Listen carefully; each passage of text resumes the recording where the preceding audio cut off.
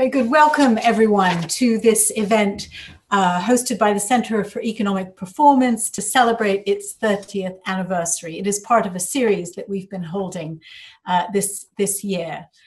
But today's event is particularly special because we are hosting this public event to mark the 10th anniversary of Sir Crispus Reedus' Nobel Prize. As many of you know, Chris won the Nobel Prize jointly with Dale Mortensen of Northwestern University and Peter Diamond of MIT in 2010 for their work on frictions in labor markets and unemployment. And that topic couldn't be more relevant today as labor markets face new upheavals as a result of technology and more currently as a result of the COVID pandemic. How will employment prospects and wages of different types of workers evolve as a result of technological change? Which jobs will disappear and what will replace them? And how will the pandemic affect all of this? There are a few questions more important than these. And we're going to start with Professor Crispus Reedus, who will give a general overview of the impact of technology on jobs, including some of the potential impact of the pandemic. Now, Chris doesn't need any introduction, but I will briefly tell you that he is the Reedus Professor of Economics at the London School of Economics and also Professor of European Studies at the University of Cyprus. He specializes in the economics of labor markets, monetary and fiscal policy, and structural change, and has won loads of awards and is associated with many academies and learned societies. After Chris speaks, we will hear from Barbara Petrangolo, who is Professor of Economics at the University of Oxford and Professorial Fellow at Nuffield College. She's also the Director of the Center for Economic Performance's Labor Economics Program and is a Research Associate of the Center here at the LSE. She's also currently the co-editor of the Economic Journal, and she's going to focus on how technology impacts men and women differently in the labor market.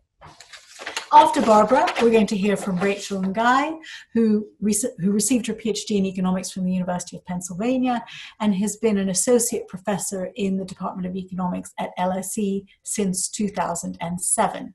She's also a research associate for the Center for Economic Performance, and she will focus on how labor market outcomes differ by the skills and education levels of different kinds of workers. And then finally, we're going to hear from Daniel Susskind, who is a fellow in economics at Balliol College at Oxford and a visiting professor at King's College London. He's the co-author of the best-selling book, The Future of the Professions. And I think Daniel will give a more pessimistic perspective on the impact of technology on the future of work and jobs. So with that, let me then turn to Chris to start off the conversation. Okay, thank you very much, Minouche, and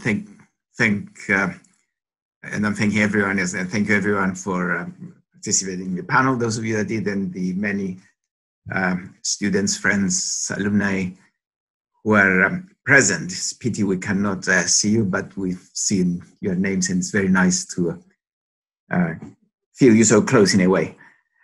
I will talk briefly about what was happening in the labor market before COVID, and then say how COVID has affected those trends. And like the rest of the speakers, I hope to keep my remarks short so that we can have time for discussion.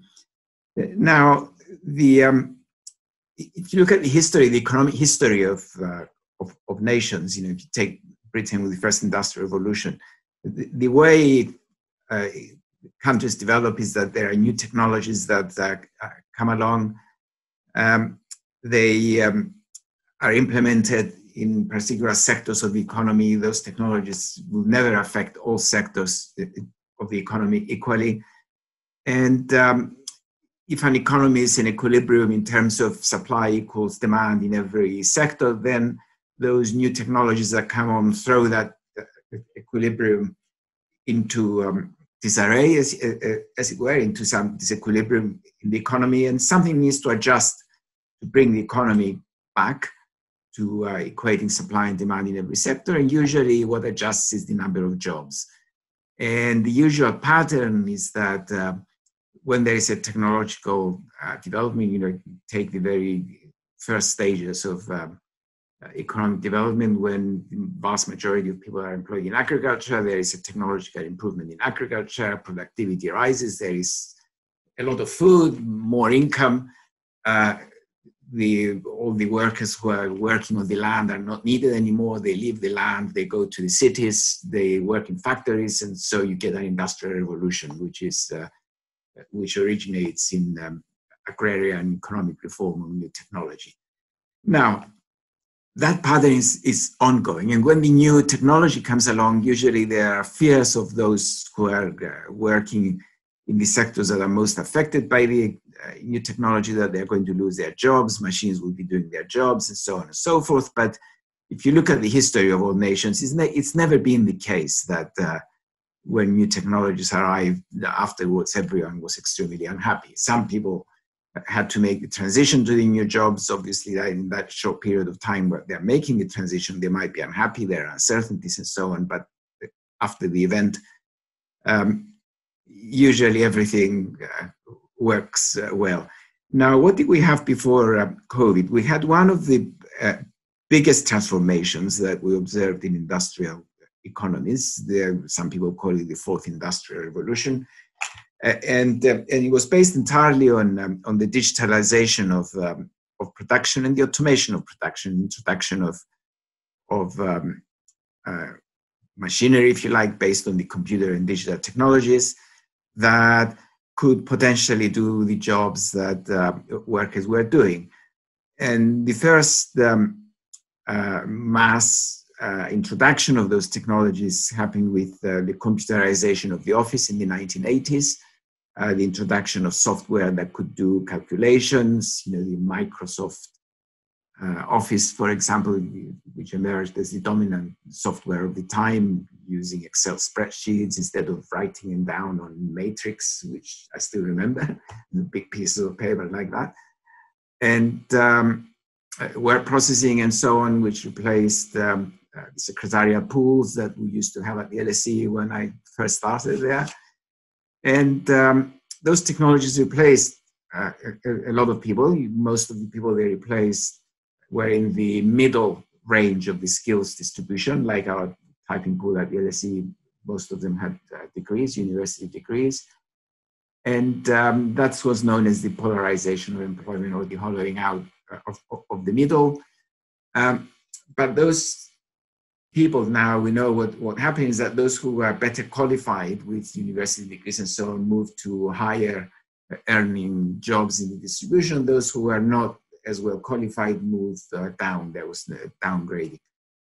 And that process was more or less completed in the early 2000s, but then robots came along, mainly going to manufacturing. And they did replace a lot of workers in manufacturing, but mainly lower skills. And the impact of that was that those lower skilled workers left manufacturing. Where did they go? Well, most of them went to the service sector, which was creating jobs, because the introduction of robots, along with the earlier software, increased productivities, increased incomes, people spend more, they demanded more services, and new types of service activities, tasks, if you like, developed that those workers were doing. The gig economy is part of that, we moved into e-commerce, there are a lot of deliveries taking place. The transition wasn't very difficult. So once again, unemployment didn't show any rise. Generally, incomes improved. But the main feature of the new jobs that were created is that they involved human interaction that couldn't be done by robots or by other machinery. The hospitality sector created many jobs, restaurants, travel, house maintenance, office, and so on. And now COVID comes along, And what is it telling us? It's telling us that all those sectors that were creating the jobs that involved human interactions now have some risks, health risks. Economy shut down, practically very large sections of the economy shut down in lockdowns. Which jobs were affected most were very much the jobs that were attracting those workers losing their jobs in manufacturing and in offices that were automating, especially with artificial intelligence that was just about beginning on a bigger scale when COVID arrived. Now, how did firms respond to COVID? There are two main responses that they had. The first one was to accelerate automation, whereas automation before was taking place on a gradual scale, so as not to antagonize the workforce very much, because information of what will happen after automation was not very precise. Firms were searching for information, learning, and so on. But when COVID arrived, they realized that if you can replace your workers and use machinery faster, then you would be better off. And that accelerated the automation. That's not going to reverse after COVID. We're not going to go back to sending the machines away and bringing the workers back. Now, the other feature is it's a lot more working from home remotely rather than having the person-to-person interaction. And of course, more directly, the closing down of the jobs that involve human interaction. So what do we have here? We have on the one hand, where workers were losing their jobs, which was due to automation accelerating, so losing more jobs, which is going to stay beyond COVID. And on the other hand, the sectors that were creating the jobs to take on those workers that are now creating jobs at a much smaller scale. And therefore, you have the situation where there's a complete mismatch, if you like, between supply and demand, that when you look at jobs, that the demand for workers is going down because of automation, and the supply of jobs where they have created demand for workers in other sectors is also going down, so that it creates this big gap where the workers cannot get the jobs. Now, what will happen after? Well, of course, many jobs will come back, especially I believe the hospitality industry will return because there is more leisure time now. We have longer annual leave, annual holidays, and that's going to come back. But there are others that will not come back, like business travel. A lot of activities connected with city centers and office work will not come back, because the expectation now is that even after COVID, working from home will continue. Most surveys are showing something like 2 days a week on average that people will be doing from home. And so the question that arises is, will COVID have permanent impact on work, in the sense that it will make things worse than the optimistic scenario that I outlined before? I believe in the short term after COVID, that will be the case, and that could last 2 to 3 years, something like that. But eventually, people are very ingenious and at devising jobs that people want to do. Our demand for services is unlimited, in other words. And I cannot tell you now exactly what services we're going to want, just like I couldn't tell you 10 years ago what services they would be in demand now, and yet they are. Go a little bit further back, you wouldn't have thought that gyms and personal trainers would be such a big job that people would be doing, and yet it is. So although I think COVID has made things worse in the short term, in the longer term, jobs will be created. I should also say that many of the jobs that will be created in the shorter term will be in the gig economy, because online shopping will remain and other activities connected with gig jobs will remain. And this is where governments need to take action to ensure that those jobs are attractive jobs that people want to do, because that's the way society is moving. We have done some research at the Institute for the Future of Work about that, and it shows that people are not happy holding those jobs. They're very worried about the future. And it is important for government to take action there, because there is no any particular employer or any particular trade union that involves gig workers that can ensure that standards are high. I'll stop here. Maybe I've spoken more than my 7 or 8 minutes, rambling away. So we can come back to some of those questions later. Fantastic. You raised so many issues, Chris. We'll definitely come back to them. Let me turn to Barbara now to talk a little bit about the differential impact on men and women in the labor market. Sure. Thanks very much for inviting me to speak at this event, and thanks for your introduction, Minouche. So this talk will be precisely about the role of technology in the labor market through the lens of gender inequalities. So the main question is whether we should expect technology to have different impact on the labor market opportunities of men and women. And the answer, I would say, is largely yes, insofar as women could have different comparative advantages from men or different preferences for job attributes. So this is more or less the idea of what I'm going to talk about. Now, the link between technology and women's labor market outcomes goes back at least to pre-industrial societies. So just to give you a kind of famous example in economics, a study has shown that the adoption of female and friendly technology in agriculture, the adoption of the plow, led women to specialize in household activities and men to specialize in agriculture. And this in turn shaped prevalence of gender roles, even in modern society. So it's a very long-term persistence of gender roles. Now, this example was about agriculture, but I will argue that questions about technology and gender are relevant throughout the whole process of structural transformation. And by that, I mean the gradual reallocation from the allocation of labor, from agriculture into manufacturing, and finally into services. And this brings me to discussing results from my recent work with Rachel, where we studied the interaction between technological change, the rise in services, and female participation. So that work started from the observation that over the second half of the 20th century, the monotonic increase in female participation in most high-income countries was accompanied by an equally spectacular increase in the share of services. And this increase in service employment happened to the detriment of manufacturing employment.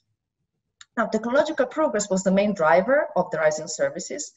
So technology adoption and productivity growth are faster in manufacturing than in services. And then as production in manufacturing becomes more efficient, this releases labor and labor can move into the service sector, resulting in precisely structural transformation.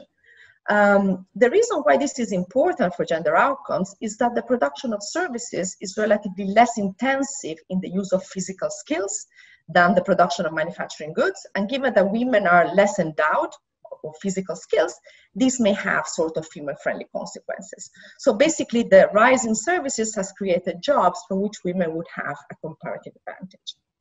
Another reason why the rise in services is important is related to women's involvement in home activities, in home production in general.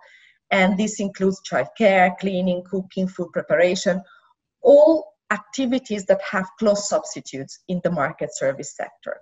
So when productivity growth makes it cheaper to produce services in the market than in the household, given that market firms can benefit from economies of scale, this reallocates female work from the household into the market, resulting in a process that is known as marketization. Now, both structural transformation and marketization have family-friendly consequences, female-friendly consequences, despite being generated by completely gender-neutral shocks like uneven productivity growth. And the main channel here is the fact that given that women and men have their own comparative advantages, then a gender-neutral shock can have de facto gender-specific consequences. And this happens precisely because women are overrepresented. They have historically always been overrepresented in the service sector. And this takes me to discussing a more recent phenomenon, which is basically the interplay again between technology and gender through the lens of the current pandemic, of the COVID-19 pandemic. So the question here is basically, what is the role of new technology in mediating labor market effects of COVID, both during COVID, but also more importantly for the longer run? So given the unprecedented nature of this crisis, as also Chris was mentioning, the pandemic crisis has hit hardest service sectors, so sectors that have a lot of interaction among customers or between providers and customers. For example, retail, hotels, restaurant, travel and leisure, etc. Moreover, even among workers who were not subject specifically to lockdowns, the best insurance against earning losses was the possibility to perform one's job from home. And why does it matter for men and women? Well, on the one hand, women are overrepresented in service industries that have been subject to lockdown and social distancing. On the other hand, they're also overrepresented in sectors that have been defined critical to the response to COVID, for example, the health sector. And also women are overrepresented in occupations that can be performed from the home. So there is some negative forces and positive forces on female employment. And in recent work with Claudia Hupka, we look precisely at these gender impacts of the pandemic, and we find that in the UK, negative and positive forces more or less offset each other to a certain extent. So for example, if one looks at furlough rates or drops in hours and earnings, there isn't a big difference between the outcomes for men and women. But if instead one focuses specifically on parents rather than childless individuals, for parents, women on average have seen a bigger reduction in their working hours. And this is perhaps not surprising because women have been taken over the sort of bulk of increased childcare needs following the closure of schools and childcare services, okay? So this is what was happening during the pandemic. Now, one could argue that several of these effects could be in principle be reversed once we get back to normal economic activity. But given that those changes to family life and the organization of work have really been radical, it's really natural to reflect on what is the sort of legacy of all that for the longer term through, for example, learning or habit formation or even the evolution of social norms. So going back to the sort of short-term impacts of the pandemic, I was saying that women on average were taking over the bulk of increased childcare needs, but there is important heterogeneity across households. So there is a relatively large minority of UK households, say about 20%, in which fathers actually became the primary childcare providers, presumably because maybe they were furloughed and their spouses were working in critical sectors. So there is this kind of drastic reversal of gender roles in this chunk of families, and one may wonder whether this may plant the seeds for changes in social norms and for the breaking of gender stereotypes in, for example, parental roles. Second, something that is more closely related to technology, the massive increase in the incidence of working from home has suddenly accelerated some pre-existing but only very slowly evolving trend towards smart working and sort of flexible working arrangement. And then once organizational change has happened, it's very hard to forget about it or unlearn it. So it will be impossible to argue that several jobs cannot be done from the home when many of us have been basically sitting at home doing the same thing for the past 9 months and counting, I'm afraid. And for example, recent data show that employers in the US are projecting a tripling of the incidence of working from home days.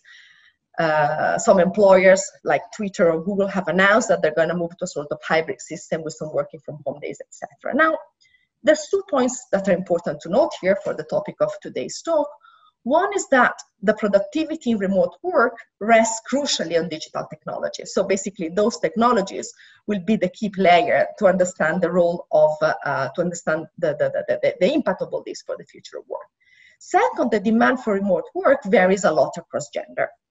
So in particular, women have a higher demand for work flexibility, for shorter commutes, which could translate into a higher demand for working from home. So what is the key question here is whether working from home could really be the game changer. So the question is whether some like financially rewarding jobs could be performed from home, which is what women would have a preference for, and whether, for example, jobs that were considered out of reach before because of longer commute could now be considered within reach.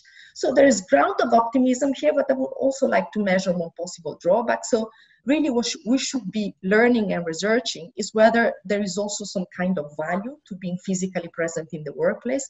How do we sort of re-understand and reinterpret the learning process, the learning on the job, the importance of visibility, the importance of job attachment, how important that is for careers.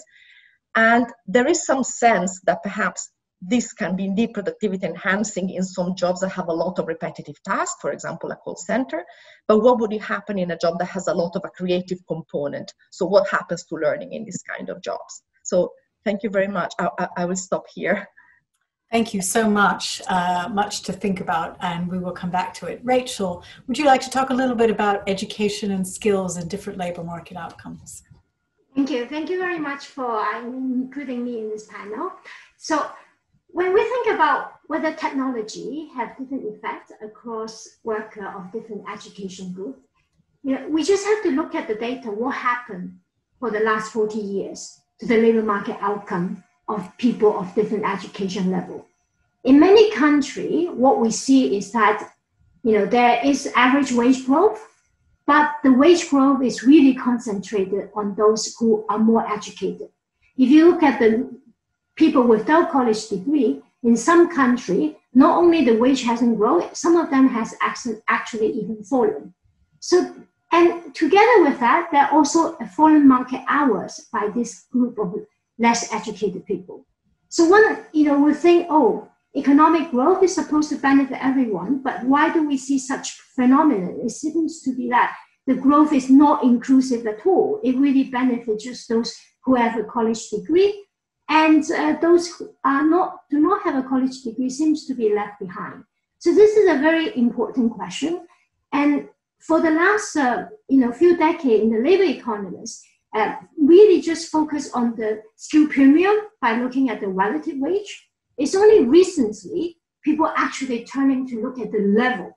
So it's not like that the low skill people are preferring relatively worse than the high skill, but it's even in the absolute level. If you look at their real wages, it has been stagnant or even falling. That means their consumption level cannot be really catching up, because the real wages is a measure of what's the goods and services they can purchase. So this is a very important phenomenon. It's really a very recent new focus to look at the level, not just the skill premium. Now, what are the explanations? How can we think about it? Now, one popular explanation, in fact, we just saw earlier today by Daron Acemoglu, is focusing on how automation might have, replaced certain tasks. And these tasks, such as routine tasks, very repetitive, without much innovative, just very routine tasks like typing and all this kind of tasks, they tend to be done by the less educated group.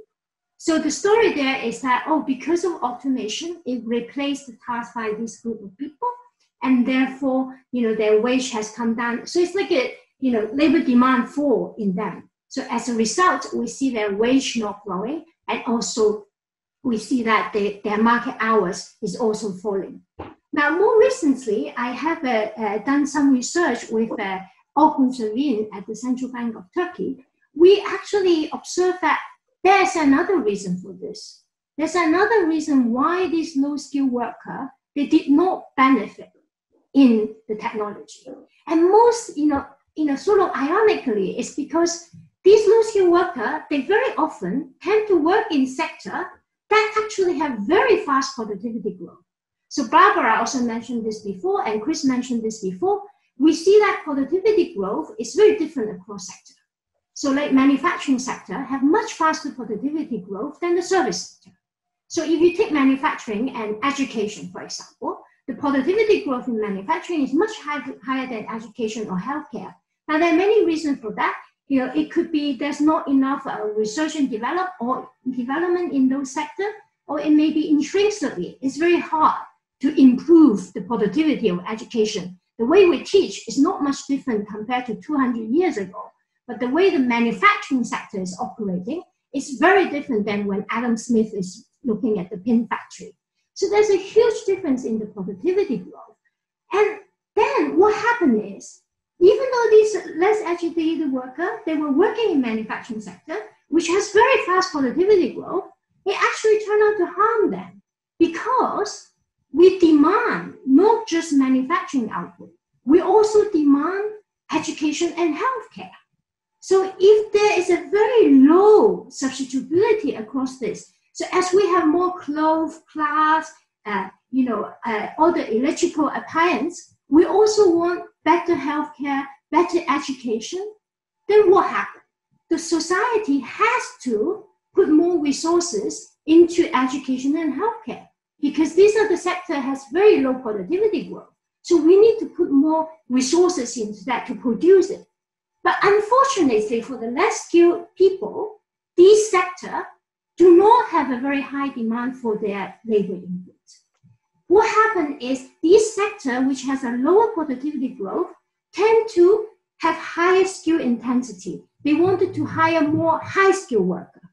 So just because sectors have different productivity growth, we ended up with a skill bias demand shift in the sense that the society would demand more highly educated people in order to produce the healthcare and education services. And that really works against the low-skilled worker. So they end up, instead of being a productive worker in the manufacturing sector, because productivity growth in manufacturing is very high, they end up not needing so much worker in the manufacturing sector. So these workers who used to work in factory, now they have to move into the education or healthcare sector to do jobs such as cleaning or other unskilled jobs in this high-skilled sector. And as a result, they do not really benefit from this process. And what we see is their wage level actually stagnant. So not only their relative wage is lower, but the level of wage is also actually stagnant.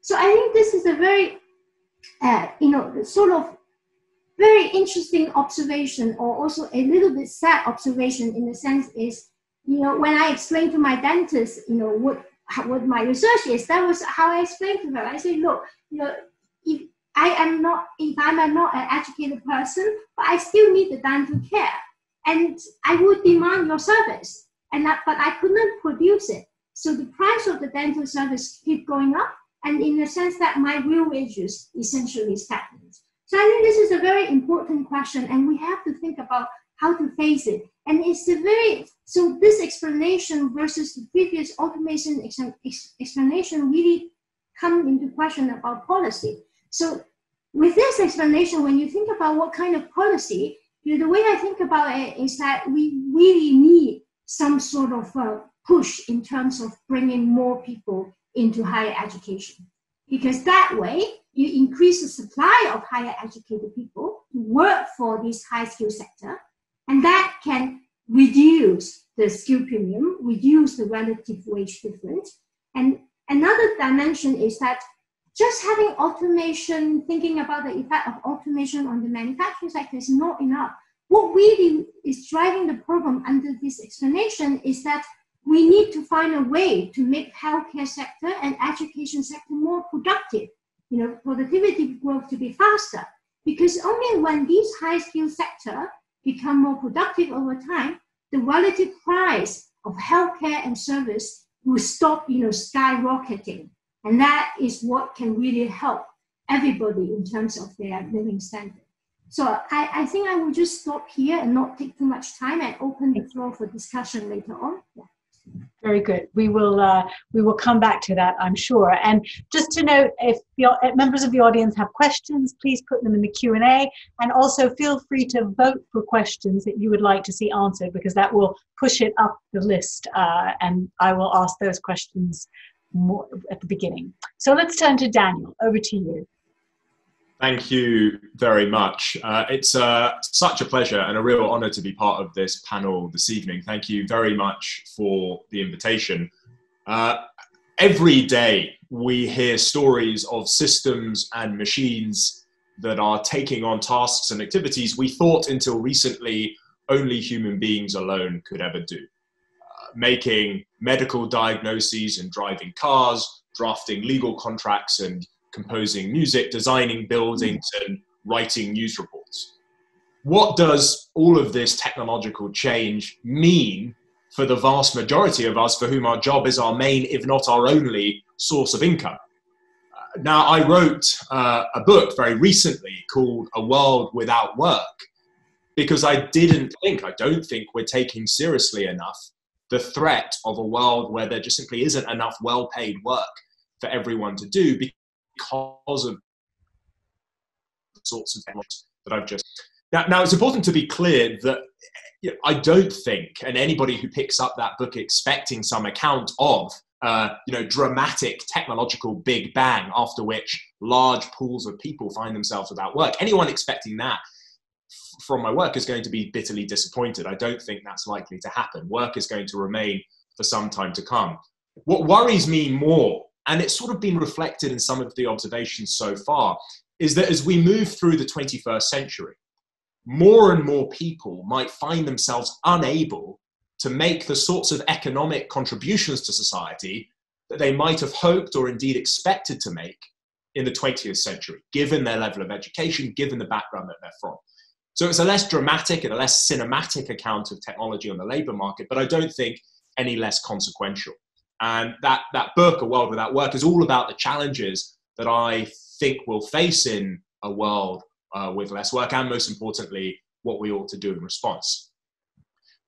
But that book came out in January, and of course, 2 months later, we found ourselves in a pandemic. And what I found, particularly striking about the last 8 months is that we have found ourselves in a world with less work, not because the robots took all the jobs, but because this virus just completely decimated the demand that so many of those jobs relied upon. And the interventions that we've been forced to adopt to contain the spread of the virus have necessarily made those matters worse. And so those challenges that I write about in the book that I thought we'd face with growing severity as we move through the 21st century, we've instead had to face right now because of this virus. I thought Andrew Yang, the former US presidential candidate, put it quite well in a tweet at the start of the pandemic when he said, I should have been talking about pandemic instead of automation.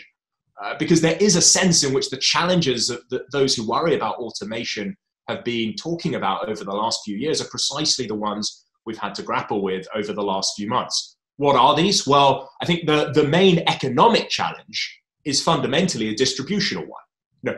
How do we share our income in society when our traditional way of doing so, paying people for the work that they do, is less effective than it might have been in the past? It's the challenge I write about in the book, and in fact, it's precisely the challenge we faced over the last 8 months. Overnight, large numbers of people woke up to find themselves without work and without a source of income. But there are also other challenges as well, and these actually, I think, have less to do with economics. One is the challenge of the growing power of the large technology companies who are responsible for developing many of these technologies in the first place. And I think a very conspicuous feature of the pandemic economic landscape has been a small number of large technology companies have indeed been doing extremely well, while the large numbers of small businesses that make up the backbone of our economic lives have been struggling far more. And then there's a third challenge, and again, I think this has less to do with economics, and it's a challenge of meaning and purpose. And it's often said that work isn't simply a source of income, but it's also a source of direction and fulfillment in life too. And if that's right, the challenge of technological change isn't just, as Chris said in his opening comments, that it might hollow out the labor market, but it might also hollow out that sense of meaning and purpose that people have in life as well. And again, I think it's been quite an interesting feature of public conversation and deliberation over the last few months that there's been just a kind of completely unfamiliar conversation about how we ought to best spend our time in the enforced idleness that we found ourselves in under lockdown. My conclusion from a lot of this is that while we have a good sense of what gainful employment looks like, I don't think we have a good sense of what gainful unemployment looks like. I find a lot of the debate and a lot of the sort of discussion about how we ought to spend our time quite unsatisfying, quite inconclusive. So those challenges then, the economic challenge, this of distribution, this challenge of power, and this challenge of meaning and purpose, these were the things I was worrying about from the point of view of automation, but I think we've had to face right now because of this virus. Let me just make one final comment, just to say, I think it's not only the case that the pandemic has given us a glimpse of what a future might look like if there were less work for people to do because of technological change, but I also think it might have, I think there are good reasons to think, and Chris mentioned some of these as well, that the pandemic may have increased rather than decreased the threat of automation. So just very quickly, let me just share just 3 very quick thoughts on this, just to sort of seed the conversation to come. One is that pandemics are accompanied by recessions, and there's evidence to suggest that when economies turn down, automation can pick up. So in the United States, for instance, Chris mentioned the hollowing out of the labor market, the loss of those middling skilled jobs to automation. What's interesting is that when you look at when those jobs were actually lost in the business cycle, 88% of those job losses, according to one recent study, took place within 1 year of a recession. So it looks like automation can pick up in certain parts of the world when economies turn down. There's a second reason I think we need to take the threat of automation more seriously, and that's that the pandemic has created a sort of new and unfamiliar incentive to automate the work that people do. You know, a machine, after all, cannot catch the virus and fall ill. It's not going to have to isolate to protect co-workers and customers. And at the margin, it seems to me that this new incentive makes it more rather than less likely that any particular task will be automated. And a final and just more speculative thought is that I wondered to what extent there's been a cultural shift over the last 8 to 12 months with respect to technological change. You know, all of us have been forced, as you know, this evening is a good example of it, to use technology in ways that would have been unimaginable 12 months ago.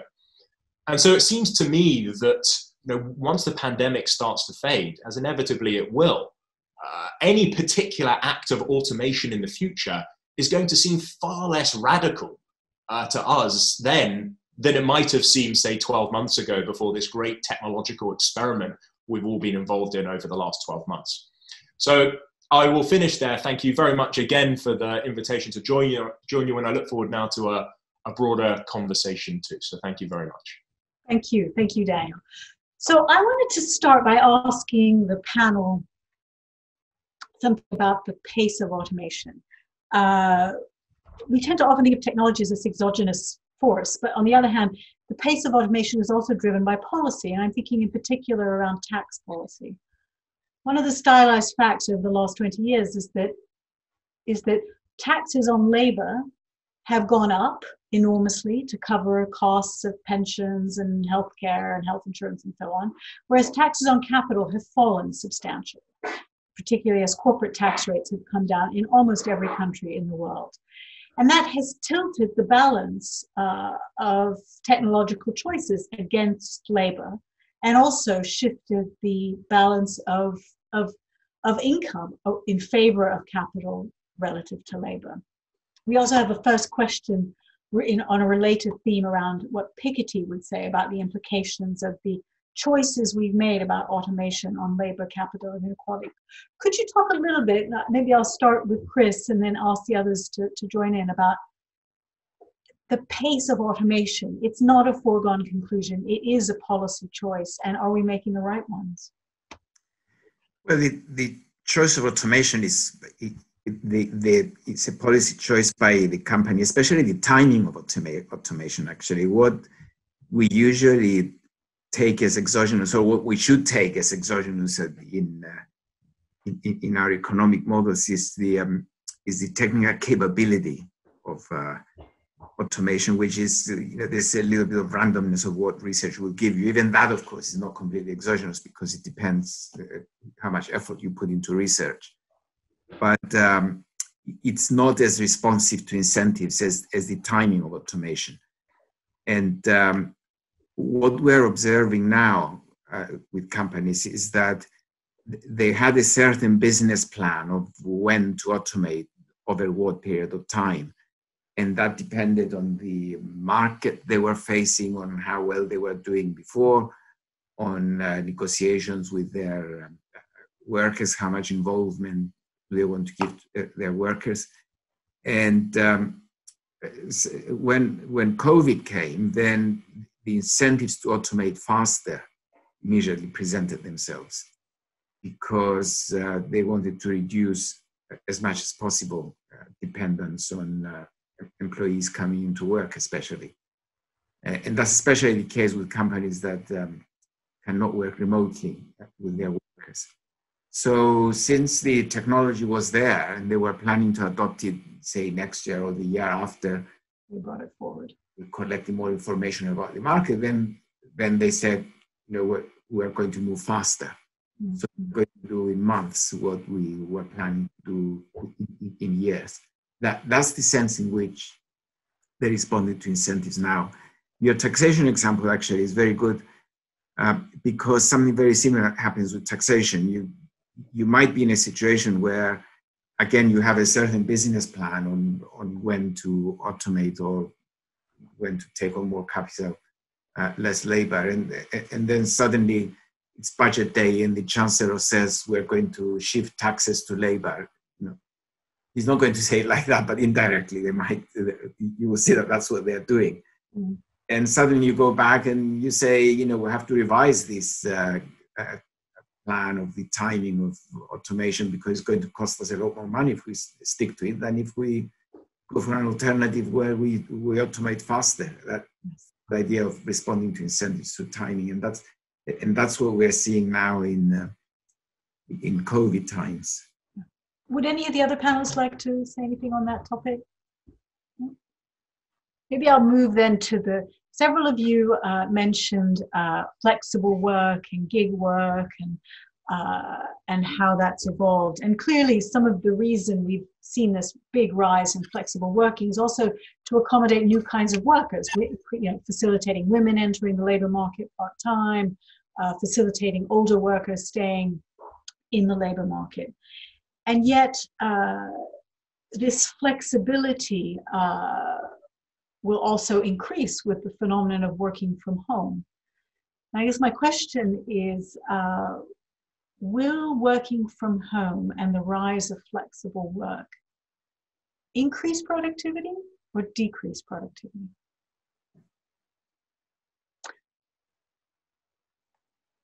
Would someone like to take that one on? Someone else has to be brave enough again. And maybe Rachel, and then maybe I'll put Barbara on the spot, because we've also got a question around the impact on the female share of labor as a result of the pandemic. But let's start with Chris. I'll give you a very break the ice with this by giving you a very quick answer. I mean, what we're seeing actually now with this with working at home and automation is that productivity is not falling, and it might increase. In other words, we will not be worse off after COVID, when we all get vaccinated. Although we'll continue 2 days work at home, and there will be more machinery. And the anticipation is that almost everyone can be better off, but those with university degrees and STEM skills, science, technology, engineering, mathematics, will be much better off. The unskilled workers might actually be worse off. In fact, this is exactly what Rachel was saying in more general terms, in that what we are finding is that the new sectors that will become more active after COVID are ones that favor the higher skilled workers, the better educated workers. They don't favor the lower skilled workers who are moving into gig jobs, and even those, they're not as large in number as the jobs they are losing to the automation. And therefore, we're faced with increased inequality. So productivity will be higher. Everyone could be better off, but I fear that the ones trained in STEM skills and with high university degrees will be much better off than the ones at the bottom. Very much the argument that Rachel put forward, but in a different context. Yeah. And maybe, Rachel, I could just add, if I could ask you to speak. You mentioned the fact that education and health sectors have very low productivity. But of course, COVID and the pandemic has accelerated automation in education and health very quickly. Telemedicine has, people are willing to see their doctors online. Every educational institution in the world has switched to online learning. How do you think that will affect labor market outcomes in those sectors as well? Yeah, so I think it's linked to what previously Chris, Daniel both mentioned about, because of the pandemic, it sort of speed up the automation. Now, my argument previously is not like health and education do not have productivity growth. It is more about relatively their productivity growth is slower. So as a result, we will have to face the price of education and healthcare going up. So this is a relative statement. Not enough. Now, if the adoption of automation after this pandemic actually, is higher for health and education sector, that is a great news. That is consistent with what I mentioned earlier. One really want to see is a faster productivity growth in this high skill sector, because this will be actually beneficial to the low skill worker, because now they can buy the goods and services that they cannot produce at a cheaper price. Now, going back to your original question about how it will change productivity, all this pandemic. What I didn't wanted to spend time is how the pandemic affect different skill groups differently. What we see is about the feasibility of working from home. Now, for the low skill worker, if you work in restaurant, work at the gym, work in some small shops, there's a lot of face-to-face contact and things like that. That's just not feasible. So that part of the inequality will purely driven by it is not feasible for them to work from home. But on the other hand, though, I do think these things, the hospitality sector will reverse, after the pandemic. So once the pandemic is being taken care of, as other sector automated, like for example, if education and health have faster productivity growth, then at the end of this tunnel, actually, I do see a more positive picture for the low skill worker if they can still hang on. Okay, so that's not there. Thank you, Rachel. I'm going to turn to Barbara. We've got a question from the audience from Benjamin Aleman Castilla, professor of economics at IPAD Business School in Mexico. His question is, have you analyzed the effect of the pandemic on the female share in senior and middle management positions for the UK or for the US? In the Mexican case, I found an initial increase in the female share, most likely related to male job losses. Hi, Benjamin. So yes, in the UK probably is one of the few countries that have looked at evidence in which the labor market outcomes of men and women have been affected in strikingly similar ways. So it's an economy that is different from other economies. For example, in the US, there has been a much higher burden on women and on men. In the UK, if you look, for example, at the incidence of furloughing or earnings losses or hours losses, it's very similar across men and women. Now, what Benjamin is mentioning is, again, to do with the sectoral kind of specialization of men and women. Presumably, men have been working in sectors, are more overrepresented in sectors that have been more subject to, for example, closures, or women are more working in occupation that can be done from home. So this might be responsible for what is happening in Mexico. I mean, there's basically three forces at work here. One is the sector specialization of men and women. For example, in the UK, women were overrepresented in lockdown sectors. The other thing is the overrepresentation of men and women in critical sectors, for example, health, where there's more women than men. And the third thing is the ability of working from home, which is typically higher for professional and managerial jobs, and is also higher for many non-manual jobs in which women are overrepresented. Putting everything together, in the UK, there isn't evidence of very big disparities between female and male outcomes. There is a little bit of a disparity if one focuses on parents, and this is really about time use and who takes care of the increased amount of childcare that happened with the closure of all nurseries and schools. Thank you, Barbara. I want to take a question from Vijay Naidu, and I think I'll turn to Daniel first and then maybe Chris, on youth unemployment, which is, I think Vijay is in South Africa and worried about very high levels of youth unemployment. And is it possible to use technology such as the fourth industrial revolution to leapfrog structural issues and achieve economic growth with high labor absorption? And while you tackle the issue of youth unemployment, you might also want to say something about the scarring issues that we can expect this generation to suffer from as a result of coming into a labor market that's very affected by the pandemic.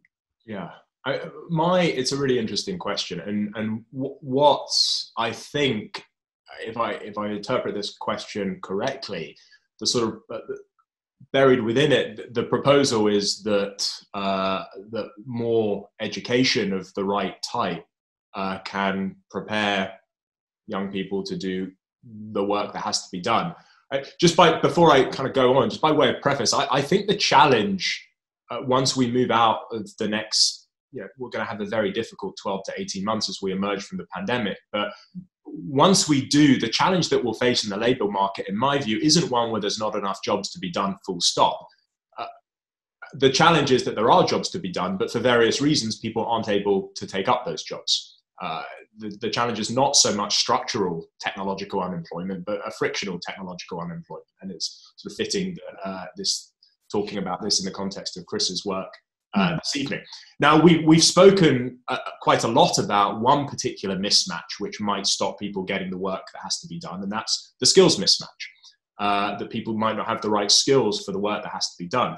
But I think there are other very important mismatches that stop people taking up the work that has to be done. And I think the pandemic has really highlighted this. I mean, one is just the place mismatch, that people don't live in the places where work is being created. It's worth remembering, at the start of the internet era, people spoke about how the world is flat and the death of distance. But actually, for many people, the place where you actually live matters more than ever.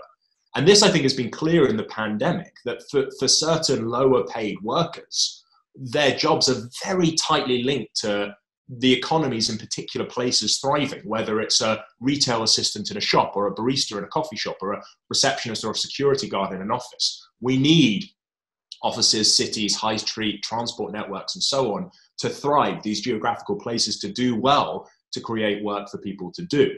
And to the extent that certain places are thriving and others aren't, I think there are issues about place mismatch as well that are very important. There's also, and I'd be interested to know Barbara's reflections on this as well, I think there's issues around identity mismatch too, that people have particular conceptions of themselves and they're willing to stay unemployed in order to protect those identities. So one example of this is adult men of working age in the United States displaced from manufacturing roles by new technologies. Now, there are some who would say that they'd rather not work at all than take up, and it's a really unfortunate term, take up so-called pink-collar work. But the term is designed to capture the fact that many of the jobs, and we've heard this several times this evening, many of the jobs that are hardest to automate are disproportionately done by women. So, more than 85% of social workers, nurses, preschool and kindergarten teachers in the United States are women. So I think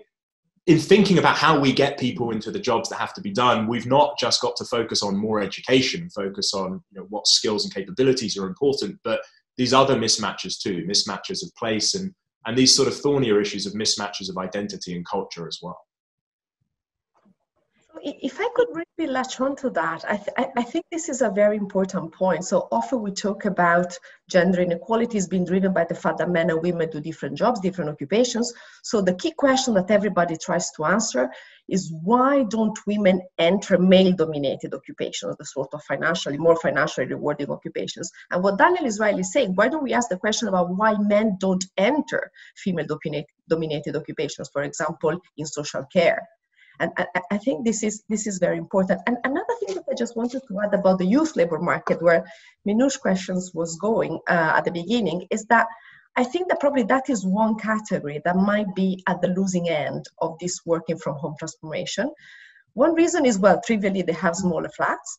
But also, secondly, for young people entering the labor market for the first time, entering a new profession, the sort of learning by doing process, which is very much an informal learning process and has a big sort of face-to-face component. This is going to be much reduced by working from home. So the main question probably here is how much of that learning we are losing. And here it's really important to think, for example, about transitions to a hybrid system where people are, for example, 3 days in the office and 2 days at home. So there is going to be a bit of both. But this involves a lot of sort of coordination effort. We have to decide on how many days we're going to be in the office. We have to decide on which days exactly we're going to be in the office. So there's going to be more formalities to that. Why probably I think that a lot of the learning process at the early stage of a career happens kind of informally in many jobs.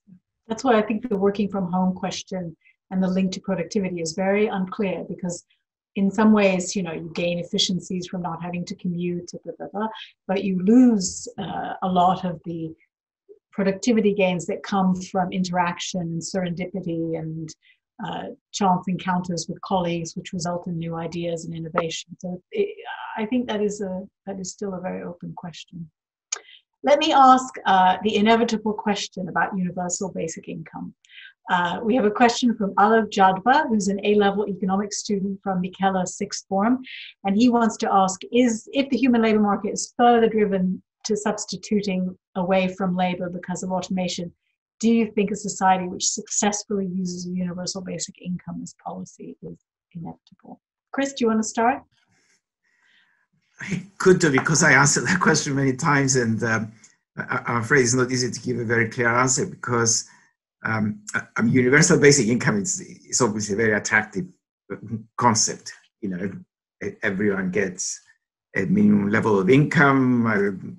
Those that we elect to power decide how much we will get after consultation, and everyone is happy and poverty has gone. The real question, and I do agree, I don't mean it in a sort of sarcastic way. The real question is how do you manage it? You know, how do you administer it? And there are many things that will tell you there are almost insurmountable obstacles. Number one is that there are many people who have much more need of support than the median person in the population. There are disabled people, there are large families, there are people born into dire poverty and need more support, housing support, for example. And somehow it's just not right that those people would get exactly the same as someone with £100,000 a year salary. So you have to target certain groups. Number two, when you're talking about universal basic income, you mean everyone who works or doesn't work. It needs to get it paid. It obviously has to be paid from taxation. How do you do it? If you're going to give the UBI as a transfer, the tax will simply be prohibitive. If you're going to do it through taxation, which I think it would be the only feasible way of doing it, is that in a sense we're already doing it to a large extent by having, at least for taxpayers, by having much less tax for lower incomes than higher incomes. So the question is whether you're going to go all the way of that Milton Friedman recommended, that you have a negative income tax, you give the money to everyone not paying taxes. Well, people think of UBI as a kind of left-wing socialist idea, but of course the first person who articulated it well in modern economics, because I think it goes back to medieval ages, was Milton Friedman, hardly a socialist economist. But his view, again, was that you shouldn't discriminate between people on the basis of need. Just give it to everyone through the taxation, so that 100% of the population fills in a tax return. If the tax return says zero, you get whatever the negative income tax is for zero. If it says £10 for the year, you get a little bit less. And if it says £20,000 a year, you get nothing, and above you get to pay. It's feasible, but I don't think it's as good a system that targets help where it's needed. Okay. So I've got two questions from the audience which are related, one from Delbert Sandiford and one from Piermarco Ferrarasi around productivity and COVID. And the question is, where have the productivity gains from working from home under COVID, where have they been the greatest and where have they been the least? And is the accumulation of human capital, the adoption of new technologies requires high-level human capital whose accumulation is usually slow and at present frequently mismatched with respect to new technology. COVID reduces social interaction, especially informal interaction, which is frequently the origin of new ideas and innovative networks. So both around this question around the pandemic, changing work practices, productivity, would anyone like to comment on those themes? Rachel? I think it's too early to get an aggregate measure of it. It will be very heterogeneous across people. Let's just talk about within economics research. Like we have a speaker who came to give a talk last Tuesday, and then he was saying, wow, after the COVID, I have so much time to work because I don't have to travel. I don't have to do anything. My kids have grown up, so I have so much time. And he produced a lot more research paper. Then you look around, and then especially myself, I start to think about, oh my God, since March, when my son's school closed down, I was literally working, 6 o'clock in the morning to 9 p.m. And I still could not do the things I want to do. So I think, there would be, the main thing is the distribution of productivity would be very different within industry, across individual, and across industry as well. So I think, all these arguments we made earlier on, they all have a valid point. Like there's some job need more interaction, okay? Like if a new faculty joined the department and we haven't even seen him, there's little they gain by coming to LSE. The original motivation of coming to LSE is to interact with other people. But with this new environment, it was very difficult to interact. So my feeling is, we really have to wait for some time to really have the data to give a very scientific answer to how the productivity has changed. But my intuition is that the dispersion of the productivity will be much larger than the change in the average productivity. Can I just add a sort of a slightly more prosaic observation on top of that, which is from the point of view of leaders of organizations and managers, which is that one way to think more positively about the last 8 months is that all of us have been involved in a sort of massive unplanned pilot scheme in the use of technology in the workplace. We have been forced to experiment in ways that would have been, as I said before, unimaginable, say 12 months ago. And as with any pilot scheme, some of this experimentation is going to turn out to have not worked very well. But some of this experimentation is going to have turned out well. And I agree with the spirit of that observation that it's probably too early to tell. But for leaders of organizations and for managers, they ought to be trying to collect as much data as possible, talking to their clients, talking to one another, talking to their employees, trying to draw what insights they can from this sort of burst of experimentation we've all been forced to engage in the last 8 months. So I don't have time to get to all the remaining questions, but I think I could loosely group them around the theme of what should governments be doing to help people adjust to this massive upheaval in labor markets that's been started with automation, but has been exacerbated by COVID. And maybe what I'll do is ask each of the panelists to say a final word. I'm going to give you, Chris, the last word about what should governments be doing now to help people prepare for this very different world. And maybe I will start, Daniel, maybe since you were last, I'll start with you, and then Rachel, and then Barbara, and then Chris. Sure. I mean, I think the overriding lesson of the last 8 months is that in moments like this, the state has to take on a far larger role. That the state, and in particular, the state has to take on a far larger distributional role, particularly with respect to that economic challenge. Now, how do we share our income in society if we can't rely upon the world of work to do it? Well, then we've got to rely upon the state to do it. The state has to take a larger role. It's not the big state of the 20th century, though. Teams of smart people sitting in central government offices poring over economic blueprints, trying to command and control economic affairs. It's not the big state of production. It's the big state of distribution. Where in response to the sorts of inequalities that already existed before the pandemic began, and that, as the spirit of many of the observations this evening has made, inequalities that have been exacerbated by the pandemic, the only, it seems to me, response to that is larger intervention from the state. And we've seen that over the last 8 months. The state has done things that would have been very hard to imagine a few months ago. And so this debate that started to emerge about what it means to be fiscally prudent in a world of very low interest rates and that we might have more fiscal space than we perhaps thought 10 to 15 years ago, I think is very, very important. Rachel.